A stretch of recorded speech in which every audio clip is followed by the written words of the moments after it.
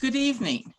I'd like to welcome you to the Candidate Forum for School District U-46 board members in the consolidated election hosted by the League of Women Voters of the Elgin area.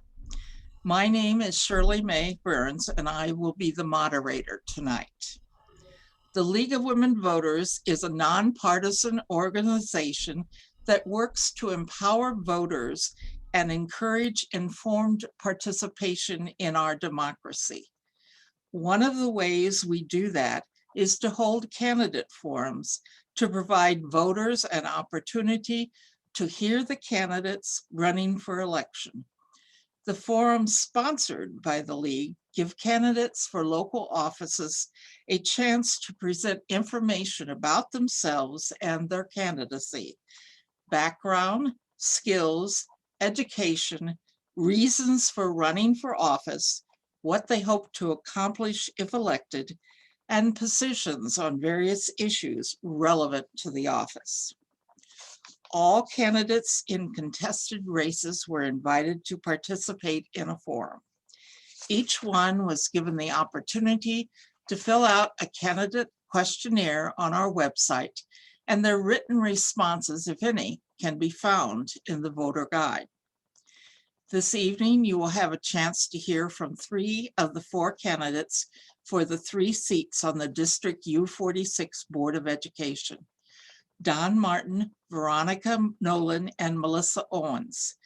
LaJewel Krieger did not respond to our invitation or complete the questionnaire.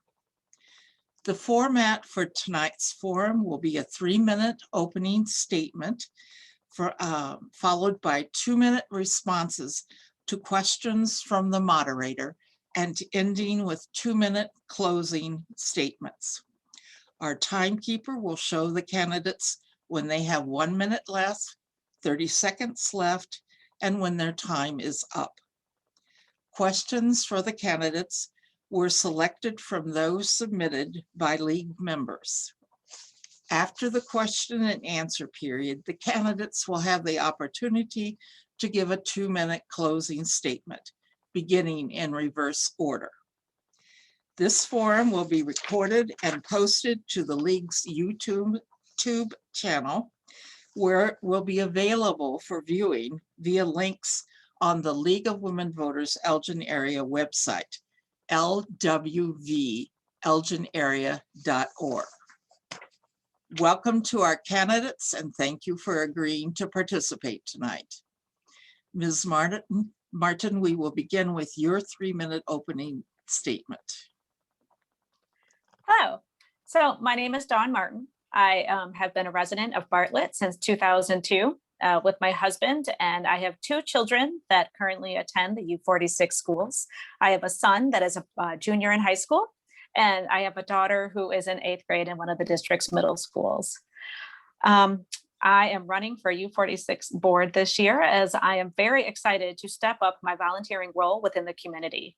Over the past, let's say 10, 11 years since my son has been in district, I have done everything I can to stay as involved as the school level, including things like helping in PTOs, volunteering time in classrooms, attending field trips. Currently, I am part of the boosters at the high school he belongs to. I also am the treasurer on the PTO at the high school.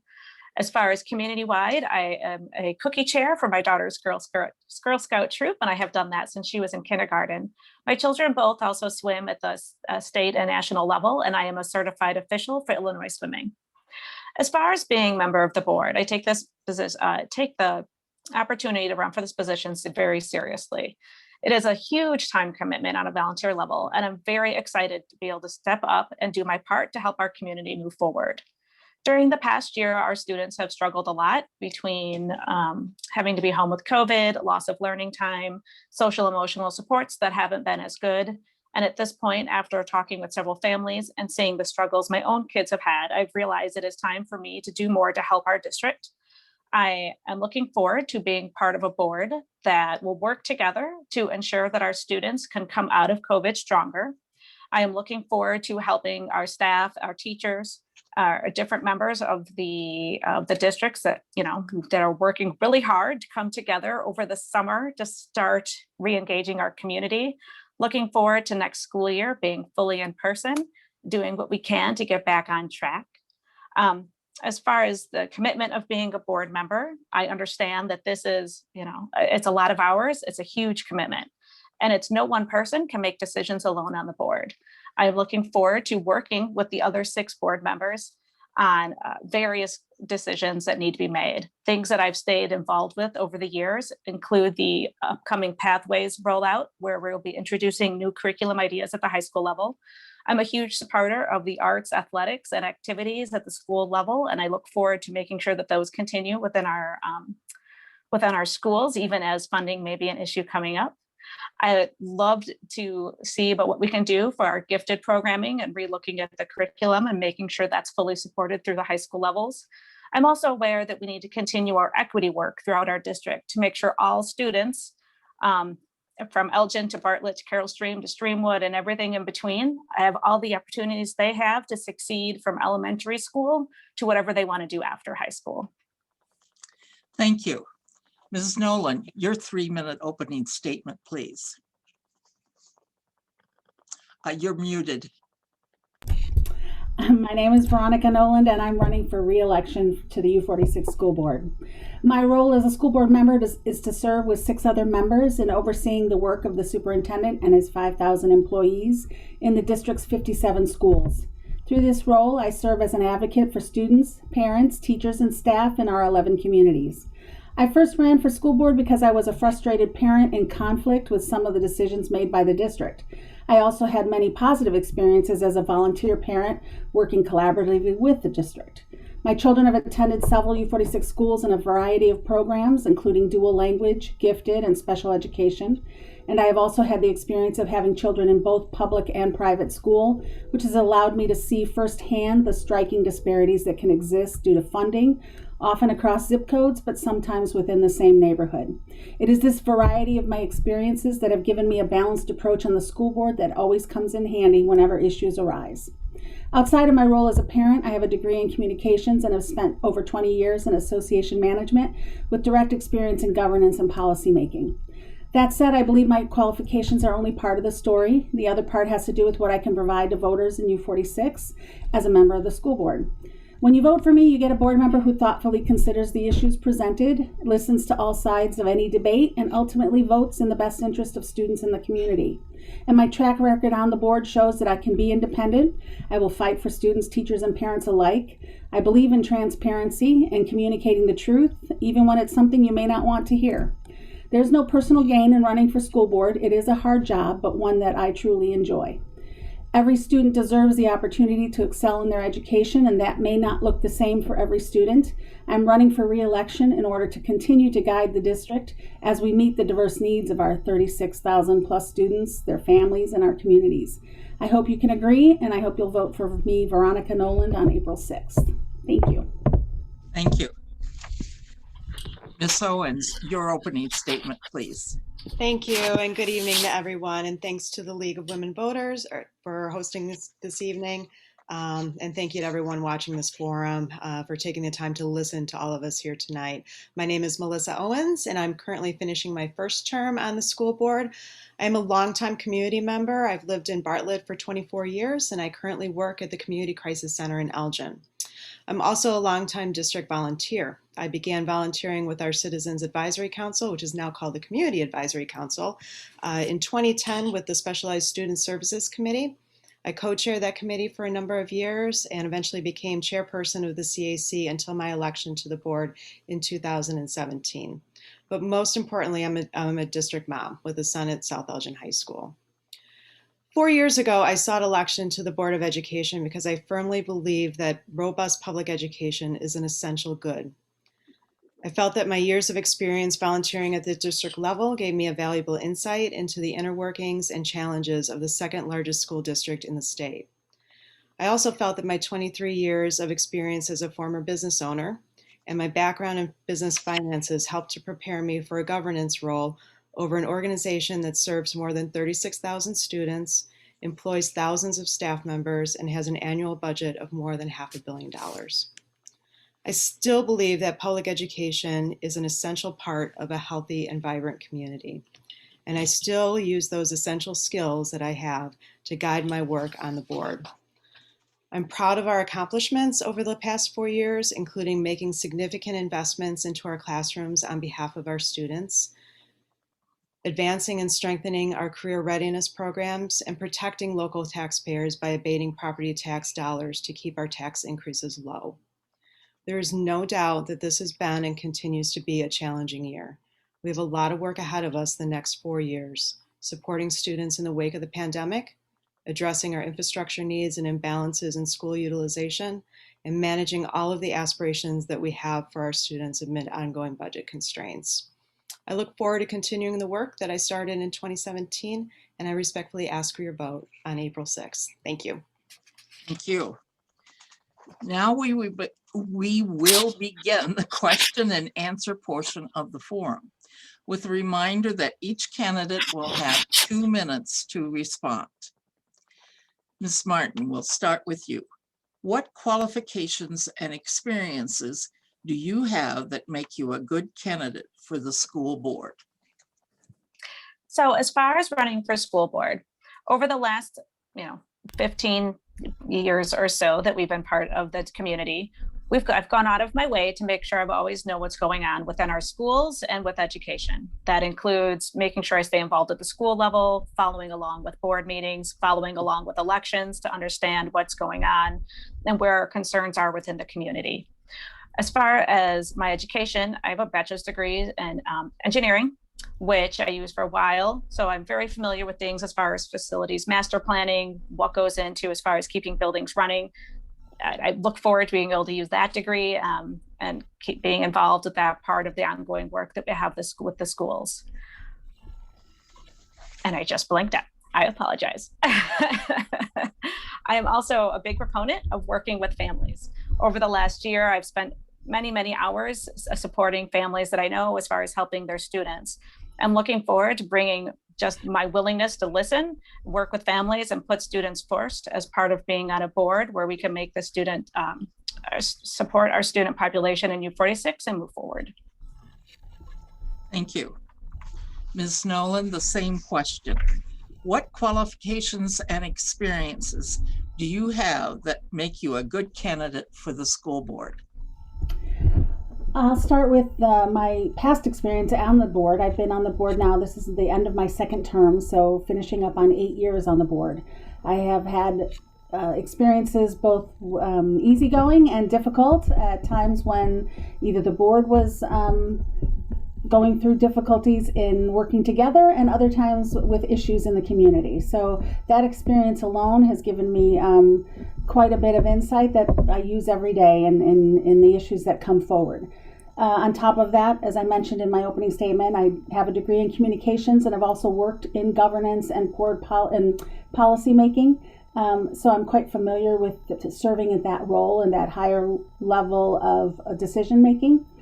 And I also have quite a bit of experience in the community, both as a parent and in civic involvement that helps really inform our work when we need to know who we're serving in our community. So those qualities are instrumental in serving on the board. In addition, being a person of color, it brings a different perspective. I have always straddled different worlds. When I talk about private public school, there's also the being Latino, growing up in a comfortable, somewhat middle-class family. All these experiences I bring to the board, and I think those are all important. So I believe that serves an important function on this board. Thank you. Ms. Owens, same question. What qualifications and experiences do you have that make you a good candidate for the school board? So I'll go back to my time on CAC. One of the things that I found really valuable with CAC is that it gives you an opportunity to really interact with other people throughout the district. And so, I live in Bartlett. I have friends that live in all corners of the district, and I probably would not have had the chance to meet them, nor understand the issues and the things that they were experiencing had I not been part of an organization that was district-wide. I was also able to work on some very kind of complicated issues. I worked with the special education department with that committee, worked on things like boundary changes. Those are all things that are incredibly complex, and I'm glad I had that experience before I came on the board. As a business owner, I was responsible for overseeing the administrative portion of our business, and so I handled everything from HR to budgets to financial forecasting, and I think that helps me in my role of having governance over a very large budget. I very much enjoy chairing the finance committee and the legislative committee. Those are probably two things that other people really don't want to have anything to do with, but I really enjoy that work. And then my work with the Community Crisis Center, I don't work in direct service, but I really do get to see the very human side of populations that are at risk and that are marginalized for different reasons. And so it's made me keenly aware of things that we need to have in the district, such as crisis management tools and trauma-informed care tools, social emotional learning. So I'm really glad that I have that experience as well. And it helps me really understand the different populations that we have in the district. Thank you. Ms. Noland, the next question, I'll start with you. How can lost time and academic progress be made up, especially for younger and special education students that have not fared well on remote learning? Well, I do believe that we are already looking at how we're going to do that. This summer, I believe a lot of students may take advantage of both what might be traditional summer school and then also additional types of programming, especially at the younger grades. I know that we as a district are putting out that call soon. I'm not sure if it went out already, but if not, it's this week, for proposals with community partners so that we will, there'll be funding to provide additional resources to students, both at the younger, I think that one is more geared toward the younger ages. It will look different depending on the age and also what people are looking for. Some families are going to want summer school, the traditional kind of summer school. Some families are going to want more play-based for their younger students. So it's not a one-size-fits-all. It's going to be a variety of opportunities, and I believe we're all on board for that. I think the whole board agrees with that. I know that the administration is already working toward that, and we'll be able to communicate that once the details are known, and that way our families will then be able to take advantage of it. Thank you. Ms. Owens, the same question. How can lost time and academic progress be made up, especially for younger and special education students that have not fared well on remote learning? I'll echo my colleague, Ms. Noland, in that the district has already put out a call for assistance with other community partners, and that especially will help the younger students that we have. I'm hopeful that the Alignment Collaborative for Education might be able to leverage some resources as well. They're doing a phenomenal job right now of trying to keep our students engaged with career panels and with college visits that are happening remotely. And so that engagement really helps, and I hope that can continue through the summer. I think that we have to be really intentional about listening to our teachers and making sure that they have the tools that they need, both to do assessments for students to know, where those gaps are, but then also to help them bridge those gaps.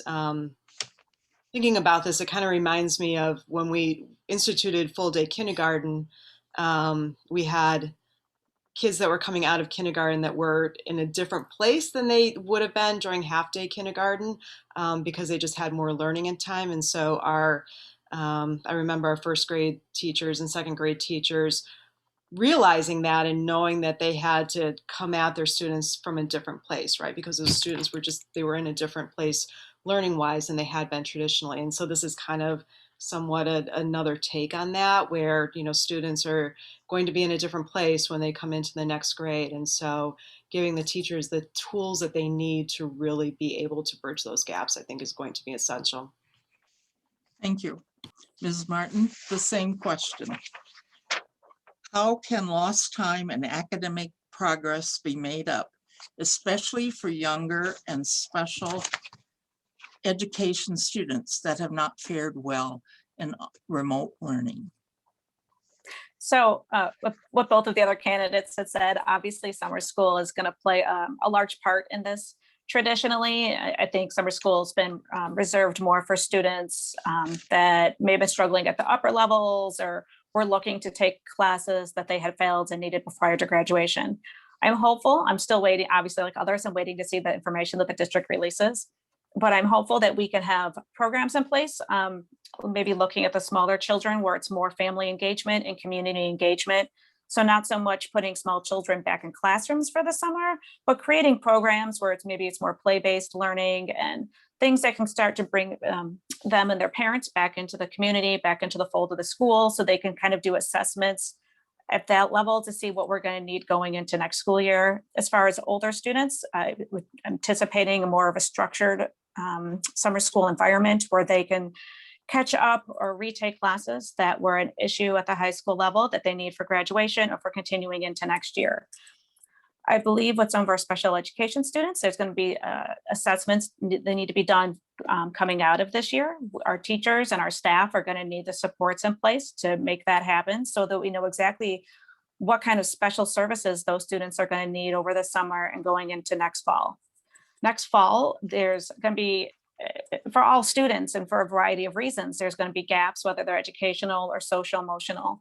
And I'm looking forward to helping work with the district to see what we can get in place to give our teachers the flexibility and the tools and the supports that they need to help the students at that time. I think in the fall, it's going to be much more of an all hands on deck type process. You definitely won't have as many families that are willing to come in over the summer. There's going to be a lot of different things going on this summer where maybe families will want to take that time off for education. So the fall is definitely where we're going to see more of an issue with trying to assess the students and just really have all the tools we need in place from our community, our teachers, our staff, and our board to help out. Thank you. Ms. Owens, as COVID-19 pandemic continues, not all students are doing well on remote or hybrid instruction. Should the district push to resume full-time in-school learning, and can it be done safely under current restrictions? Yeah, so this question probably changed, my answer changed, I think, from, you know, if I would have answered this yesterday, my answer today would probably be different. The Illinois State Board of Education just came out with new guidelines this morning, which relaxes some of the social distancing guidelines that we have. Absolutely does not relax things such as wearing masks, proper hand hygiene. There's still restrictions on the number of students that we can have on a bus. So there's still some pretty tight restrictions, but some of the social distancing restrictions have lapsed. So I've been in communication with our board president today at different times throughout the day, reiterating what that might mean for us. I'm hopeful. I think that there was already conversation at the, to try to find some additional opportunities for students, especially at that elementary level. I'm hopeful that we are now able to expand that even a little bit further. And so I'm just waiting anxiously to see what that looks like. But if as long as it can be done safely, and the Illinois State Board of Education says that it can, then I'm supportive of getting kids in for more in-person time to the greatest extent possible. Thank you. Mm-hmm. Ms. Martin, the same question. Should the district push to resume full-time in-school learning, and can it be done safely under current restrictions? So as much as I would love to see our kids back full-time in person as soon as possible, I think the current restrictions that we have in place are going to make that very difficult for the remainder of this year. As Owens said, yes, ISBE released new guidance today. The big part was sort of moving the 6-foot guidance down to a 3-foot to 6-foot range. I am hopeful, based on this, that we can increase the amount of in-person learning that our students are getting. My guess is that's going to look more like, as our students have half day in person right now, twice a week, that possibly that actually increases to where we have students in person 4 days a week, meaning that we combine our hybrid groups where possible. Moving from a 6-foot to a 3-foot distance should allow that, but would also still allow our students who are choosing to be full remote to not have their schedule changed in the afternoon. I think for the remainder of this year, trying to move to a full in-person learning situation would be a large struggle, as far as, because we have, about 50%, give or take, which school you're looking at, that are choosing to be full remote this year. And we need to make sure that we continue that balance. That being said, I still believe we need to plan for a full in-person learning plan for the fall. And that's it. That's what we should be looking at. Thank you. Ms. Noland, the same question. Should the district push to resume full-time in-school learning, and can it be done safely under current restrictions? I wasn't familiar with the new guidelines that came out this morning. I apologize. So basing that on what I'm hearing from Melissa and Dawn, I would hope that we are going to push for more in-school time. I agree a little bit with Ms. Martin about, I think it's a tall order to say we could go back full-time within this semester. I don't see that. But I hope that we could increase the amount of time in school and the number of hours that students are getting with their teacher live. We also still have to accommodate those families that are not ready yet. Not everybody is able to get the vaccine yet. We also have to work with our staff and our teachers, and because they also, although they are getting the vaccine, we have to be mindful of their concerns also. So it is something we should be advocating for more time. I think we all want that. I don't think anyone will disagree that we want students to be able to go back. It's just, we need to do it safely. And that's the key question. Can it be done safely? So I believe we will make progress this semester, but I also believe that full in-person school will probably not happen again until the fall. Thank you. Ms. Martin. Federal law mandates schools to administer in-person standardized tests to students in certain grades to meet accountability requirements. Due to the COVID-19 pandemic, states were granted waivers last year, and Superintendent Sanders is one of many superintendents requesting an exemption again this year. The Biden administration believes that allowing for some flexibility, the tests are crucial for determining the impact of COVID-19 on learning after a long period of disrupted schooling. What are your views on waiving the required assessments of student learning and school performance? So my view on this is what's in the best interest of the students.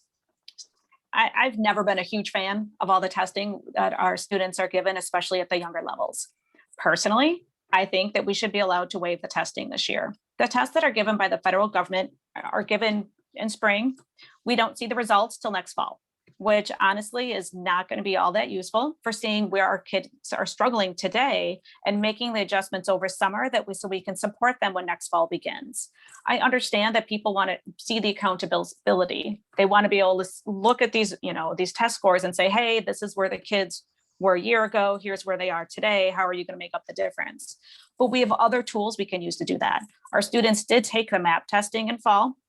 Mr. Sanders acknowledged that the progress that had made was not as expected. It was part of the reason that our kids did start hybrid when they did. We can easily reuse MAP tests in spring, which are a shorter time frame, and the students can use remotely at home. And we can use that in-house to see how our students have fared, look at learning loss, and it's a more specialized tool that the teachers can use to see exactly where the kids need help And that can be used to help our students this summer. As a parent, I will personally be opting out my youngest out of testing this year. The stress that for me, I don't believe it's in the best interest of the students. So while I understand accountability, I believe in this time when our students are struggling on so many levels, we need to step back as adults and look at what is in their best interest, not as what are our best interests. So at this time, I support Sanders and our district in looking for a waiver. Thank you. Mrs. Noland, the same question. What are your views on waiving the required assessments of student learning and school performance? I agree with Mr. Sanders and the many superintendents across the state that have requested a waiver for this year also, mainly for the amount of time and also the fact that the results won't be available for this school year. I actually agree with Ms. Martin on the use of the MAP testing. It's a shorter, as she mentioned, it is shorter, and it is a very useful tool. But the testing at the national level is really about accountability and funding. And while I agree that that's necessary, we're in the middle of the pandemic still. And I don't think that this is the time to be removing children from hours of class, the limited hours of classroom instruction that they have. And also on top of that, requiring families to come in for the testing, especially those families that don't feel comfortable yet to come into the school. And we have a great number of those families. Thank you. Ms. Owens, the same question. What are your views on waiving the required assessments of student learning and school performance? I mean, there's always a tension between having a test that is timely and gives us meaningful data, versus the instruction time that's lost, right? And no matter when we test, we're losing instruction time. But in this particular case, where even if, assuming that we can bring students in, in a different framework than what we're currently doing under hybrid right now, we're still not going to be bringing in all of our students. We're still going to have some sort of hybrid situation going where we don't have every student in at the exact same time. And so it's going to draw out that test, which means that it's even more learning loss. If we just got done saying that we're concerned about learning loss for our students, and now we're throwing them right back into, a situation where they're not going to be learning anything. I think it's very problematic for us to try to compel people and families to have their students come in when they've opted not to come in. We gave them the option to not come into school in person for the year for very clear reasons. And to compel them to come in just doesn't sit well with me at all. There's been some talk about delaying the test until the fall. If we have to go through with the test, I think that is possibly an option. Especially since I'm hoping that we're in a more full-time situation by that point. But barring that, or if we could figure out a representative sample situation, such as what's done with the NAEP every year, but barring those two situations, then I'm not supportive of, I would support Mr. Sanders in asking for the waiver. Thank you. Ms. Noland. The past election year has raised many questions, including how well are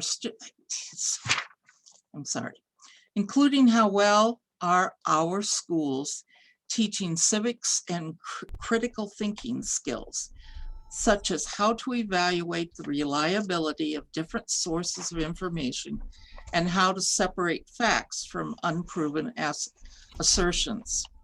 What are your thoughts on how these should be taught? Well, I believe we do teach this already. I know in the middle school, in speech and debate, that kind of, those lessons already exist in those classes.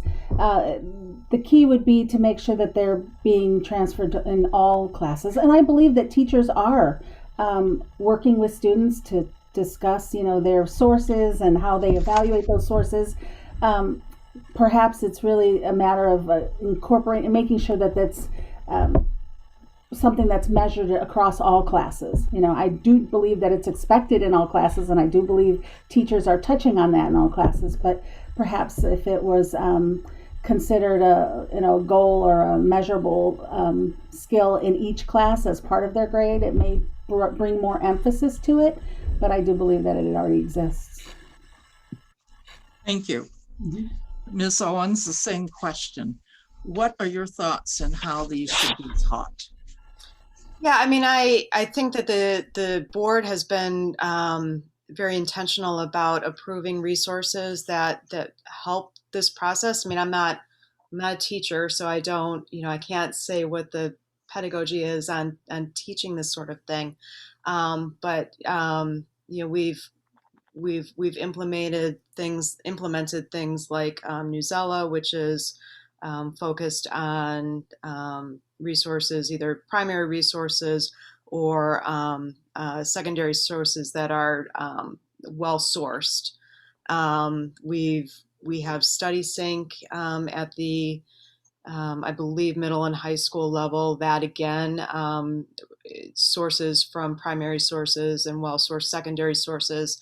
And that is, these are resources that teachers can use to teach their students how to do research, how to do fact finding, how to work with citations. I know that we implemented or we approved a database, I believe it was Gale database a year or two ago, and there again, those are all things that the teachers can use, right, to teach these things.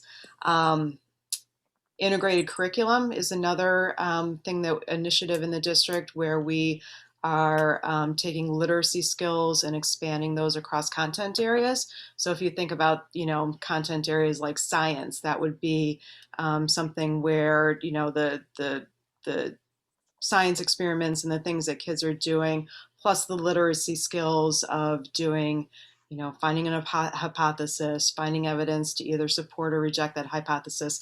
I'm in grad school for environmental biology, so that's something that's very near and dear to me. So I think those are all things and all tools that our teachers have to really bring that process along. Thank you. Ms. Martin, the same question. What are your thoughts on how these should be taught? So obviously being able to look at news that is being disseminated either through what people think is mainstream media or social media or the various sources that especially our children have access to news now. There's so many websites that are available through their phones and the different devices that they're inundated with information, and understanding what is true, what is factual, what can be used to learn from, and what can be used for true debate, what can be used for papers is very important.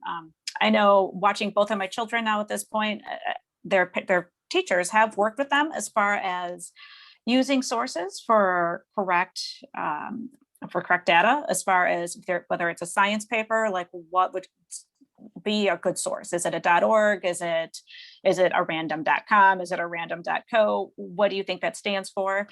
They've discussed things like Wikipedia, how that is a manipulated news source. So in trying to understand the difference, I've watched it actually with my youngest at middle school, where they've talked about sourcing and really trying to analyze what those different things mean. My son is at the high school level, and it's the same thing. The teachers instill in them, like, if you're going to use sources, you have to cite them. They've talked about them in school, what's an appropriate source, understanding what that means, and being able to recognize and being able to question things. I mean, our children definitely need to be able to look at a source or just a link that someone shares and understand if there's basis to it or not. And if they don't know if there's basis, making sure they understand, what are the legitimate websites or sources that they can look at to double check that data. I do feel like that is something that our teachers have been working with our students on in a very non-biased way that'll help them move forward and be able to fact check things as they get older. Thank you. Ms. Owens, aside from COVID-19, what are some of the most important issues facing District U-46 right now? I think that one of the things that I'm really concerned about is the state of the budget, especially coming out of the state of Illinois. Illinois passed the evidence-based funding formula in 2017, so 2018 was the first fiscal year where we saw benefit from that. And our district is underfunded. We are, according to the state formula, at 59% adequacy right now in funding. Other districts that are neighboring us are in a much better position. St. Charles is close to 100% in adequacy funding. And when the state can't fund us at the appropriate level to what we need, that puts additional pressure on our property taxpayers because they're the ones that have to make up that difference. And so the evidence-based funding formula did funnel additional monies into the district. The board and the superintendent were very intentional about funneling those funds into the classroom. We were able to reinstitute counselors. It certainly helped with trying to get technology rolled out to all of our students, which we had started before the pandemic, thankfully. And then, so that put us in a much better position once the pandemic hit. But the state for fiscal year 21 kept funding flat, which does not help us gain any additional funds from the evidence-based funding formula.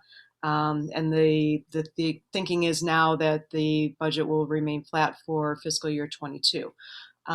Those are very concerning developments. The last time that the state kept funding flat, they started with that in 2010, and that didn't alleviate until 2018 when EBF came into being. So I'm very concerned about the funding at the state level and what that means for the district.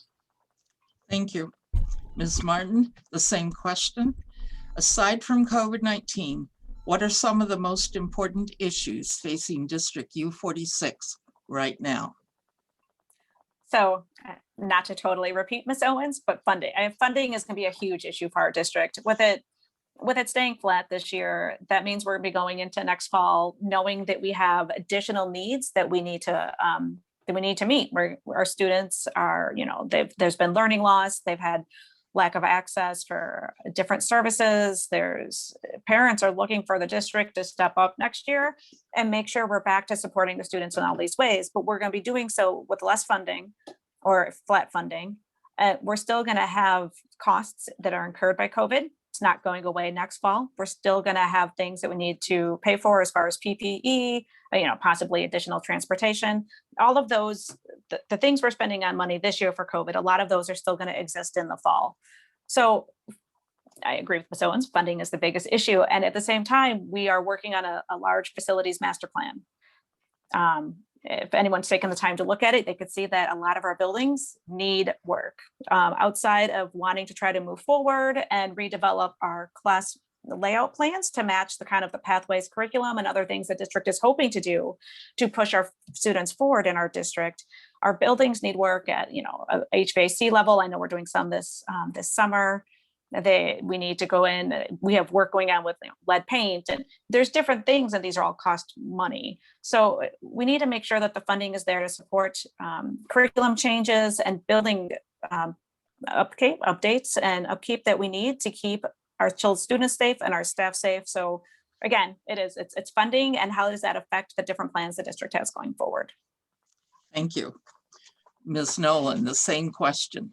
Aside from COVID-19, what are some of the most important issues facing District U-46 right now?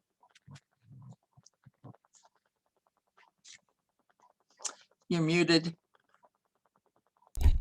I apologize.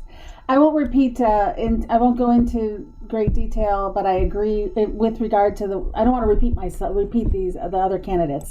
So I agree that budget is the main issue we're going to be faced with right away. There's no doubt about it. But in addition to budget, and we have the ongoing issues that we have had in the past that they're not going away, and the public is also demanding that we do something about them, and those are related to the achievement gap, to equity with regard to like the SROs. Those issues, they flared up a bit and then the pandemic hit, and they're kind of on the back burner, and we can't forget about them. We cannot forget about our efforts to reach equity, to deal with the achievement gap, even in a budget crisis. And that's what we're going to be faced with, a budget crisis, and still have these issues that we need to address. So flexibility is going to be key. The one size fits all never works in our size of a district, and that's going to be the toughest part, is finding how we can apply those resources and those funds in a way that addresses these issues, but does not also shortchange other students. So it's going to be tricky. Thank you. For the last question, we'll begin with Ms. Martin. On any board, there are different styles of leadership that range from the cheerleader who rubber stamps whatever the staff suggests to the micromanager who wants to actively supervise the staff. What should be the role of a board member, and how hands-on will you be if elected? So for me, being a board member is going to mean, so one, we have one employee. Mr. Sanders is our sole employee, and we delegate him the job of running the district, managing the employees. That is how that works. I look forward to working with the 6 other board members that there are to research and analyze all the different subjects that come up. I'm looking forward to having lively debate. I mean, 7 people should never always agree on the same thing.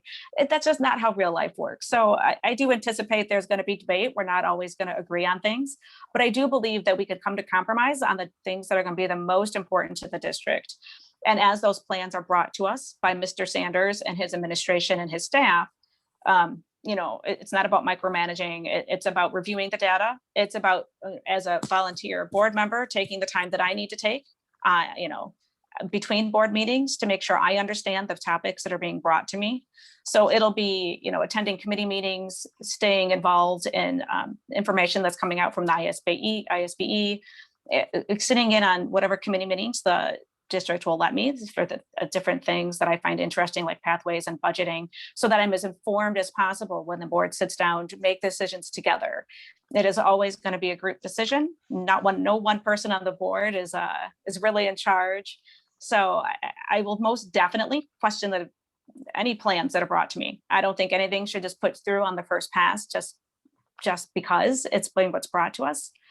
But it's definitely not about it's not about taking over. It's letting Mr. Sanders and the administration do their job and guiding them to make sure that everything serves our community, serves our staff, and serves our students. Thank you. Ms. Noland, the same question. What should be the role of a board member, and how hands-on will you be if elected? You're muted again. I think I get an award for this, and it's not the good one. I apologize. As Ms. Martin said, we do have one employee, and I often find myself explaining that to parents throughout the district. So I lean towards the away from the very involved, because we don't micromanage the work of the district. We oversee the superintendent and his work of the district. If they do their jobs well, then we're pretty well informed, and then we can make good decisions. But we also question issues when they come up. We ask about, go deeper into the information that they give us, and that's our role. So, but it's at the board level, and we do work that way. Some of us may dig in more on one issue than another, but as a team, we work together to do our homework and then take those votes at the board meeting. But it would be more 30,000 foot level decision making. Thank you. Ms. Owens, the same question. What should be the role of a board member, and how hands-on will you be if elected? Yeah, so I mean, if I can be perfectly candid, this was a hard thing for me to grasp, my first term on the board. It's the board's role to create the conditions necessary for the superintendent to direct staff in the operations of the district, right? And the board does that by approving policies and by securing and approving resources, so that the superintendent and the staff have those tools to do their job. I'm a very hands-on person naturally. I mean, I owned a company for 23 years. If there was a problem, I fixed it, or I tried my best to fix it. And I tried to do that as quickly and as expeditiously as possible. It's hard when you're in a situation in board governance where you have to create the conditions, but then step back and let other people do the work. And it's been something that has been a big learning curve for me. So, what I do and what's always been my practice is to do as much research as I possibly can on any given issue. That's just who I am as a person. And I ask a lot of questions. I really need to understand an issue deeply for me to gain that buy-in on it. And so I ask a lot of questions. I listen to the community. I ask questions on behalf of the community, even if they're questions that may not be exactly my viewpoint. But that's a way that I can be engaged, and yet not be a micromanager, and let the district and let the administration and the teachers do the work that they need to do on behalf of our students. Thank you. You're welcome. Thank you all for answering our questions. At this time, we are going to move to the 2-minute closing statements, beginning with Ms. Owens. So 4 years ago, I sought election to the Board of Education because of my belief that public schools are the foundation of our community, and I wanted to play a role in making sure the district serves our students and families well. I still fully believe in the importance of a robust public school system. I will reiterate that my long history with the district and my background in business management and finances, and the dedication that I have shown to this role over the last 4 years, makes me uniquely qualified as a current candidate. School District U-46 has made significant gains in the last 4 years in terms of services that we bring to our students within the budgetary structure that is available to us. I'm proud of the accomplishments that we've made over these past 4 years, but it's going to take a good amount of work to find an equitable way to move forward within our budgetary constraints and with the facilities that we have that require updates and modernization. And of course, it can be somewhat daunting to think about all the challenges that we have ahead of us, particularly in helping our students recover from the pandemic. And yet we're a strong community, and we have students and families and staff members that have shown enough resiliency this year to last many lifetimes. My promise to you is, if elected, my highest priority will be to continue to serve you by doing the work. I will continue to conduct the necessary research, listen with intention to the community, consider our options carefully, and work toward decisions that reflect the best interests of this diverse community as a whole. It has been my absolute privilege to serve on the board these last 4 years, and I respectfully ask for your vote on April 6th. Thank you. Thank you. Ms. Noland, your closing statement, please. I have appreciated being on this school board for the last 8 years, and I want to continue to serve this community in this role. It is a role that I enjoy deeply. This past year with COVID has been challenging, and hearing from the community regarding both sides of the issue has been ongoing and difficult, but also rewarding in that I know I'm doing the right thing when we find that balance, and that's the role I like to play. I also am the kind of person who wants to solve an issue, and if I can't find it one way, I'll try another way. As an example, with the COVID issue and the vaccine, and knowing that we need people vaccinated in order to get closer to opening schools, I started volunteering in vaccine clinics because I knew that that was my small part that I could do. On the school board, I consider my small part or my big part is to represent parents and the community, to hear their issues and to bring them forward. And that is what I want to continue to do. I'm hoping that you all will agree, and I ask for your vote on April 6th. Veronica Noland. So thank you. Thank you. And finally, Ms. Martin.